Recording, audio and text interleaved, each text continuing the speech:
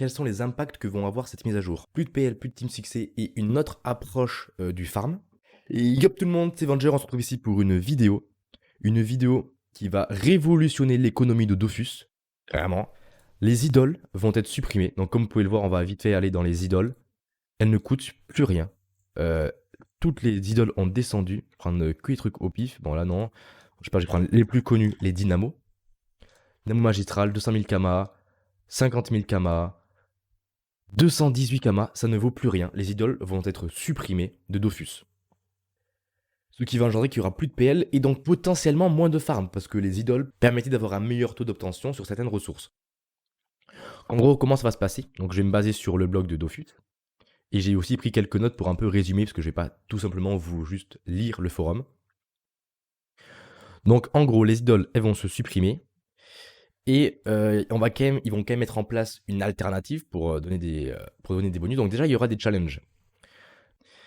En gros, le but, c'est qu'on pourra choisir son ou ses challenges pendant la phase de préparation. Donc ce sera, j'imagine, le chef de groupe qui, pendant la phase de préparation, aura le choix entre deux challenges.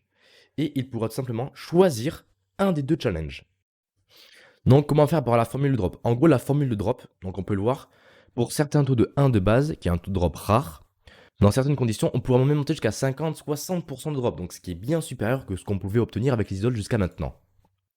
Lorsque différents bonus s'appliquent et sont combinés. Donc déjà, il va y avoir un des facteurs pour augmenter ce taux va être le rapprochement de votre niveau par rapport au monstre que vous allez affronter. Typiquement, si j'ai un crabe niveau 200 et que je vais affronter un crabe niveau 20, mon taux de drop pour avoir la pince de crabe sera bien inférieur que si un autre personnage niveau 20 faisait un crabe. Le but là, c'est d'aider les gens à progresser et à pouvoir se faire des kamas, même dans des petites zones, et pouvoir craft ses propres items, etc. Autre révolution de l'économie qui va tout bouleverser, donc il n'y aura plus de team succès, c'est la suppression des ressources dans les succès. Je m'explique. Prenez l'exemple du repère du Karamosaure, on ne va plus drop de ressources en battant ce donjon. Il n'y aura plus de ressources. Toutes les ressources vont être bien plus rares, donc on imagine que tous les prix vont grimper. Ce qui n'est pas plus mauvais. Après, techniquement, il y a beaucoup de gens spéculent, maintenant que les gens sont au courant, ils vont garder plein de ressources, et même il y a plein de crafts, etc. Donc la transition économique, elle va être très longue, mais elle va y arriver, c'est sûr et certain. Donc j'imagine que l'objectif de cette mise à jour est de donner aussi envie à de nouveaux joueurs qui peuvent maintenant bien plus s'intégrer à l'économie actuelle, alors qu'il y a des gens qui jouent depuis 15-20 ans. Et en fait, ce rééquilibrage va permettre de soigner l'économie du jeu avant de rentrer dans Dofus Unity. J'imagine que c'est leur intérêt principal. Quels sont les impacts que vont avoir cette mise à jour? Plus de PL, plus de team succès et une autre approche du farm. De plus, les panoplies prospection vont monter en flèche parce que maintenant ça va être aussi un facteur. C'était niveau 200, on va affronter une ressource de niveau 20. Son seul moyen, entre guillemets, d'augmenter son taux d'obtention est le drop.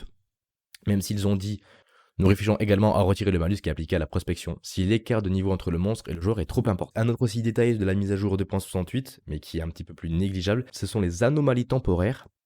Beaucoup trop de zones à leur goût ont un butin de 100% jusqu'à attendre que ce soit des anomalies. Donc ils vont essayer de réduire ce cycle pour qu'il y ait moins de zones avec 100% de butin supplémentaire. Étant principalement un joueur monocompte, je pense que cette mise à jour va être absolument incroyable. Elle va permettre une relance de l'économie. C'est maintenant la fin de cette vidéo. Elle a été courte mais intense. N'hésitez pas à me dire un peu votre avis sur la 2.68 du coup avec la suppression des idoles. Est-ce que vous pensez que c'était une bonne idée, une mauvaise idée? J'ai entendu dire que pas mal de joueurs se plaignent car ils aimaient la complexité qu'amenaient les idoles dans les donjons. Ils trouvaient ça, c'était rigolo d'avoir C'était rigolo de découvrir de nouveaux donjons. Quand on est niveau 200, faire les succès melou, bah, c'est trop facile. Mettre un score niveau 200 pouvait rendre la chose plus difficile, plus drôle. Je vous laisse là pour la vidéo. À la prochaine.